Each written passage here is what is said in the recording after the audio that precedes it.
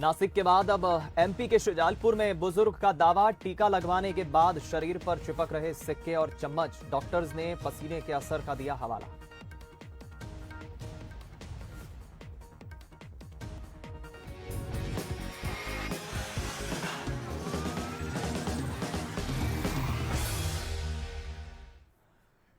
नमस्कार, स्वागत है आपका इस बुलेटिन में। मैं हूं दीपक मिश्रा और एक बड़ी खबर और एक अनोखी खबर पर आज हम चर्चा करेंगे। देश में वैक्सीनेशन को लेकर बढ़ती जागरूकता के बीच हैरानी वाली तस्वीरें सामने आ रही हैं। कई राज्यों में वैक्सीनेट लोगों के शरीर पर चम्मच, सिक्के आदि चिपक रहे हैं, जिसके बाद से वैक्सीनेशन को लेकर भी सवाल खड़े हो रहे हैं। अभी तक ये साफ नहीं हुआ है कि ऐसा वैक्सीनेशन से हो रहा है या फिर किसी अन्य कारण, लेकिन ये जानना भी जरूरी है कि आखिर शरीर से चम्मच और सिक्के चिपकने के पीछे की असली वजह क्या है। 3 तस्वीरें आपको अब दिखाते हैं।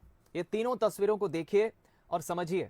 तीनों तस्वीरों में जिन लोगों को आप देख रहे हैं, जिनके शरीर पर चम्मच, सिक्के, चाबी चिपक रही है, इन तीनों ही तस्वीरों में इन तीनों लोगों का एक कहना है कि उन्होंने जब से कोरोना की वैक्सीन लगाई है, यानी वो जब से वैक्सीनेट हुए हैं, दोनों डोज लगाई है, उसके बाद से उनके शरीर में इस तरह से एक चुंबकीय शक्ति, हम कहें मैग्नेट अट्रैक्शन हो गया है कि अब उनके शरीर पर चम्मच, सिक्के और छोटी चाबी, जो हल्के वजन के सामान की चीजें हैं, स्टील के धातु की बनी हुई, वो चिपक रही है।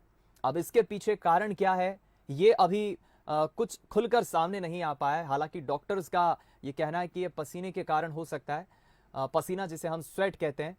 लेकिन दूसरी तरफ एक गलत मैसेज सोशल मीडिया पर यह भी फैलाया जा रहा है कि वैक्सीन लगाने के बाद इस तरह से कुछ लोगों में ये अनोखा हम कहेंगे एक तरीका जो सामने आया है कि लोगों के शरीर में एक मैग्नेट अट्रैक्शन अपने आप स्वतः पैदा हो रहा है और उनके शरीर पर सिक्के और चम्मच इस तरह से चिपक रहे हैं।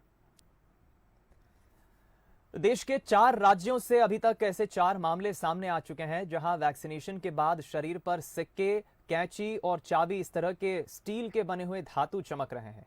लेकिन अब शायद रिसर्च पर ही ये स्पष्ट हो पाएगा कि आखिर इसके पीछे कारण क्या है। राजनांदगांव, छत्तीसगढ़ के राजनांदगांव से भी ऐसी ही तस्वीर सामने आई जिसने कई सवाल खड़े कर दिए। पहले रिपोर्ट दिखाते हैं आपको। वैक्सीनेशन के बाद शरीर बना चुंबक, चिपकने लगे बर्तन और सिक्के। क्या है सिक्के चिपकने का राज? हाथ में चाहे बर्तन चिपका लो या फिर सिक्के रख दो, हाथ हिला भी दो, लेकिन चम्मच और सिक्के गिरने का नाम नहीं ले रहे हैं। ऐसा लगता है मानो शरीर चुंबक का बना हो। अब आप ये भी जान लीजिए कि चुंबक शक्ति से भरपूर ये महिला हैं राजनांदगांव के अनुपम नगर में रहने वाली पार्षद सुनीता फडणवीस।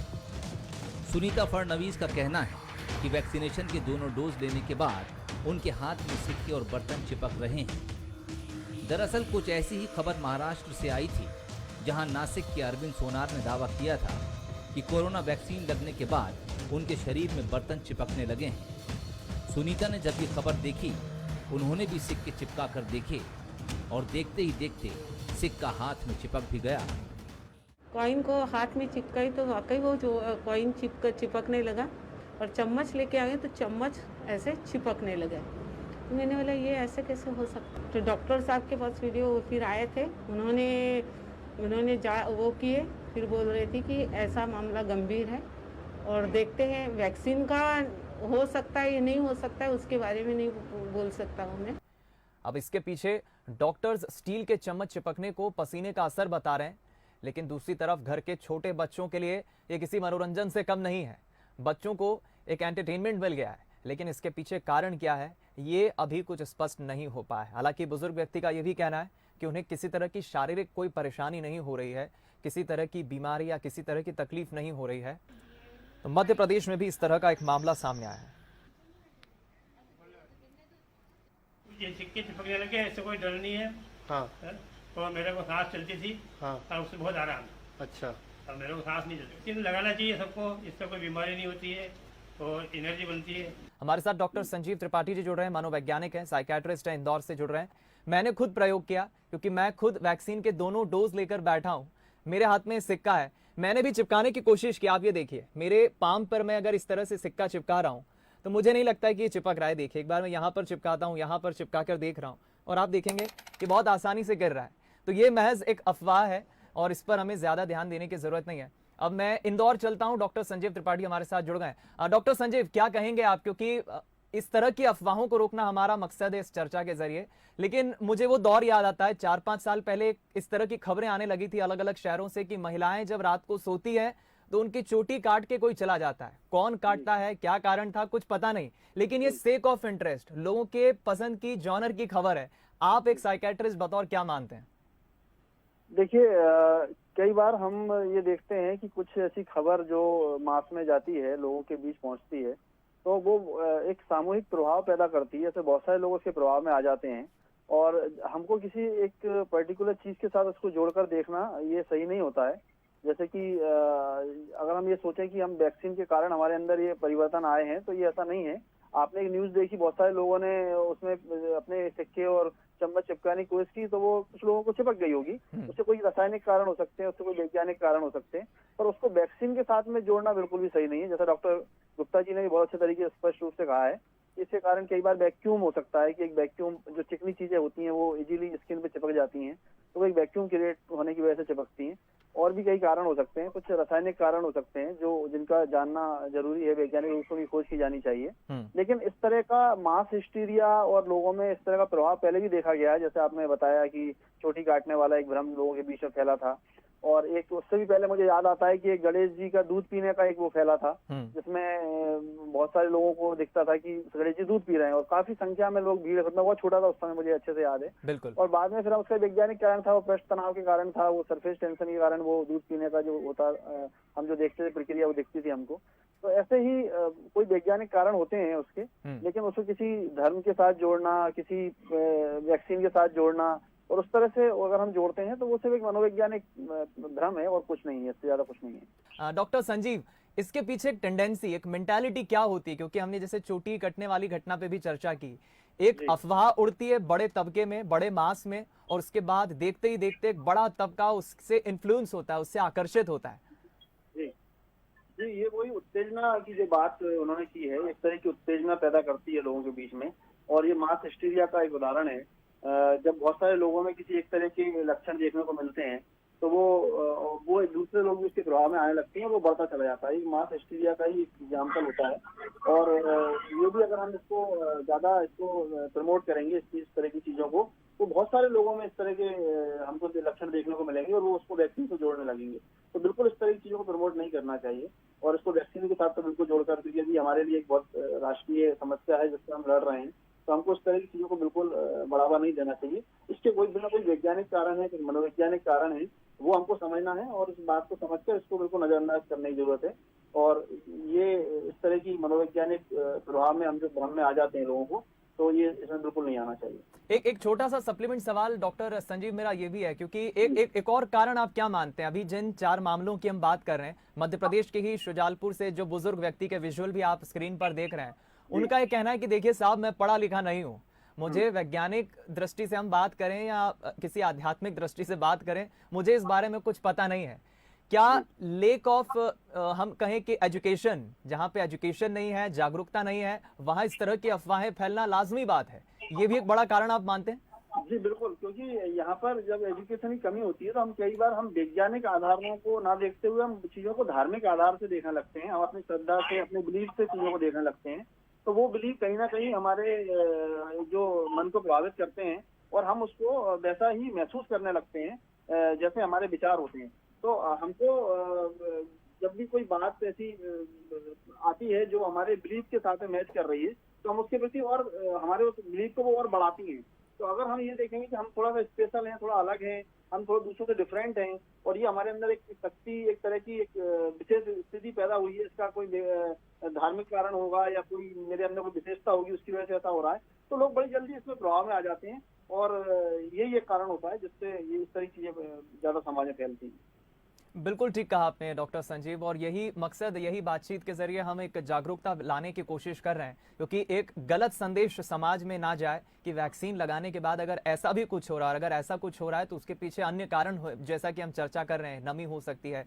ईश्वर ने सभी का जो एक शरीर डिजाइन किया, हम इंसानों को बनाया है, सभी का जो शरीर है, जो ह्यूमन बॉडी है, वो एक तरह से काम करती है, उसकी वर्किंग शैली एक तरह की होती है, लेकिन भिन्न भिन्न उसमें जब इस तरह के मामले सामने आते हैं तो यही एक आकर्षण का और चर्चाओं का केंद्र बन जाता है, खबरें बन जाती है। डॉक्टर संजीव, एक बार फिर मैं आप ही की प्रतिक्रिया लूंगा, क्योंकि एक बतौर साइकेट्रिस्ट के तौर पर आपके पास कई भिन्न भिन्न तरह के मामले आते हैं। ह्यूमन टेंडेंसी या ह्यूमन मेंटालिटी को पहचानना, उसे कंट्रोल करना एक बड़ा चैलेंज होता है। इंसान के दिमाग में अगर कोई बात बैठ जाए तो कई दफ़ा चुटकियों में वो बात निकल भी जाती है और कई दफ़ा सालों तक, लंबे वक्त तक वो ठहर भी जाती है, बैठ भी जाती है। मेंटालिटी इज ऑल अबाउट, ये एक बड़ा चैलेंजिंग होता है। कितना मुश्किल होता है ये, डॉक्टर संजीव?